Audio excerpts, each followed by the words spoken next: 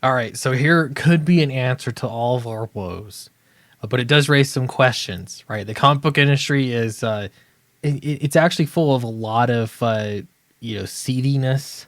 It's I've heard so many terrible stories of things that just happen, and many people will stab you in the back if it means it'll further their career. Okay, that's the comic book industry for you. I can't fully explain it. It just is what it is. So uh, I've got my crowd. I've got people that treat me with respect, and I'm happy with that.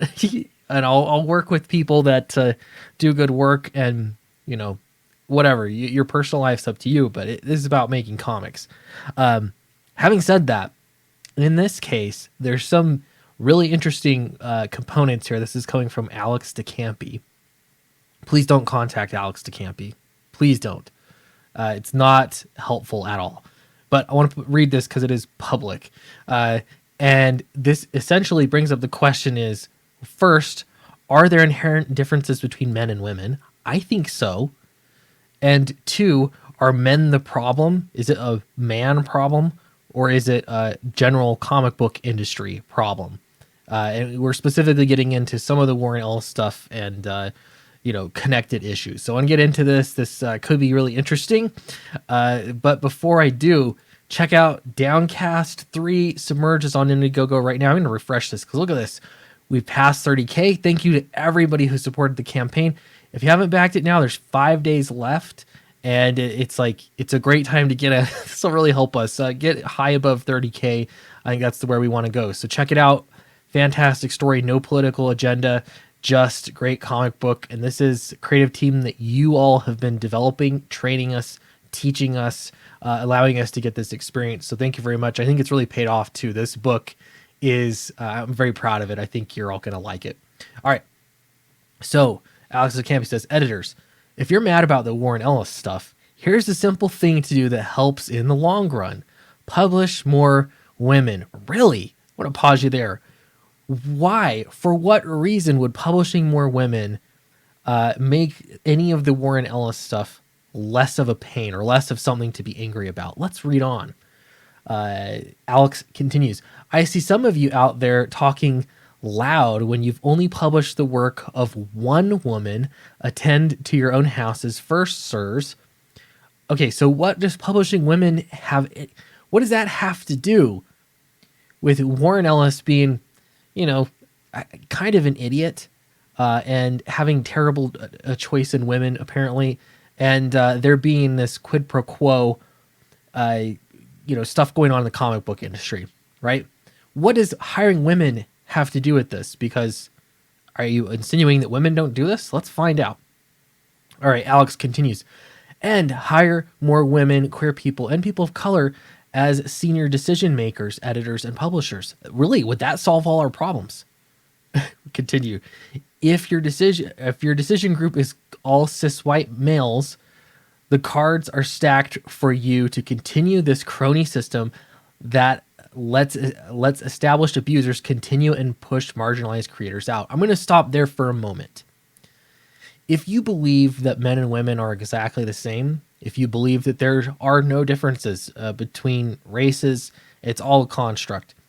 How on earth can you make the mental gymnastics to justify cis white males inherently being a problem?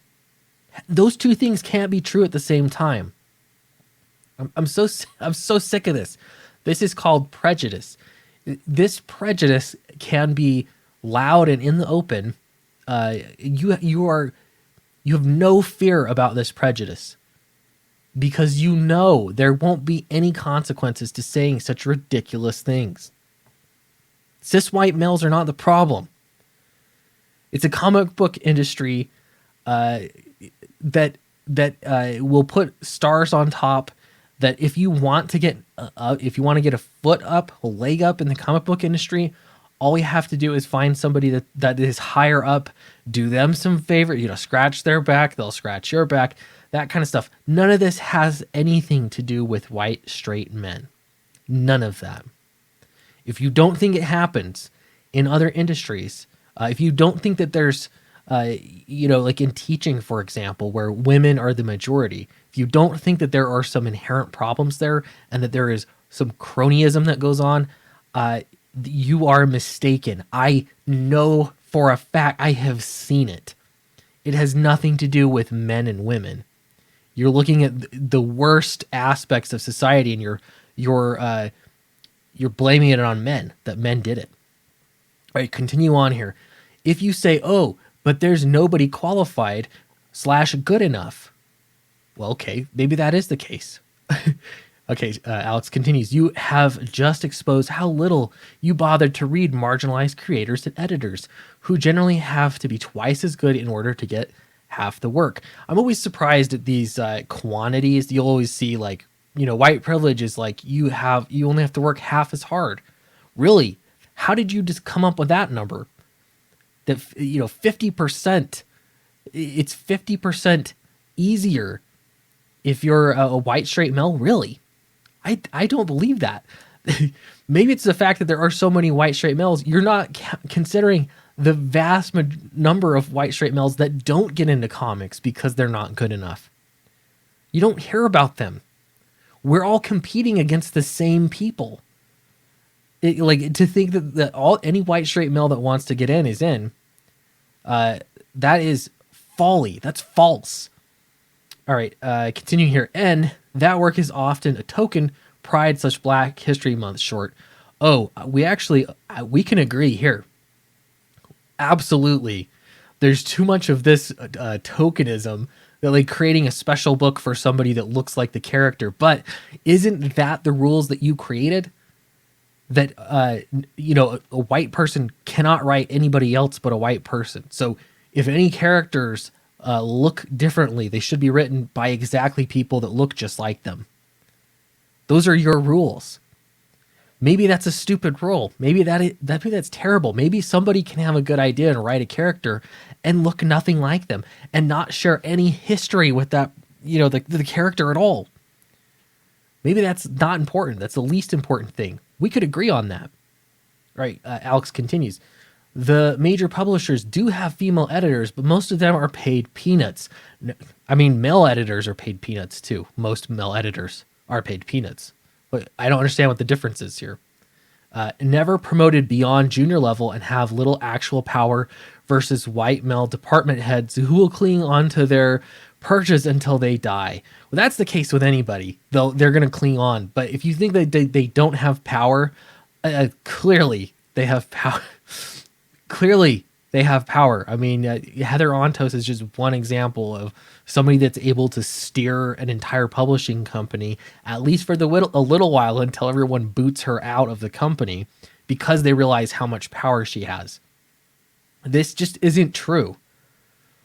Alex continues. I don't believe they've hired any BIPOC editors. What's that? I don't even know what that means. I'm not even going to bother. It doesn't matter. Gosh. All right, next one. As far as the indies, there are 3 that have published, 0, 1, and 3 women writers respectively. Amusing, these are companies with editors / publishers that are X big too. Do better. Okay, this is a little confusing to me. As far as the indies, there are 3 that have published 0, 1, and 3 women writers respectively. Last I checked, there are many female writers. So I don't know which publishers you're talking about in particular, but surely it's not Image Comics. There are a lot of female creators that have been published through Image. Yes, there are more men, but it is a male-dominated hobby.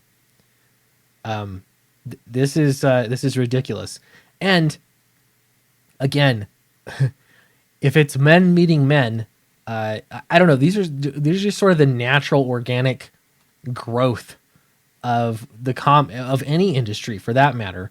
But if you think that women wouldn't do the same, like hire their buddies, you're wrong. They will absolutely hire their buddies. So good luck. Anyway, so I don't think that hiring women here is the answer. Oh, someone even posted an article on it. Look at that. I don't think it's the answer. I don't think it matters at all. There's something about comics that drives people to their worst possible behavior so that they can get ahead. And if they don't get ahead, they'll find a way to drag anybody else ahead of them down. That's the problem with comics. I'm very pleased not to be working in the mainstream industry. I think I am absolutely experienced enough and capable enough to do so, but I don't want to. Not at all. I'm very happy to be working in indie comics for reasons like this. Nobody can tell me when you work in independent comics, nobody can tell you that you were handed your position, that you were handed the title, that you created yourself. Nobody can tell you that. You can hire whomever you want, and I guarantee you, first and foremost, I hire creators that work around me for their skill. Once I've hired skilled creators, the next factor in line is who makes my life easier, not more complicated, right? So, again, someone like Eric Weathers, you would be hard pressed to argue that he's not capable of doing a fantastic job with lettering. He absolutely is. He has my continued business because he just makes my life. He does a good job. I don't have any drama, no problems. Like, you just get it done. I hire a female editor, copy editor, to go over my stuff. Why is that? That's because she's so good at it.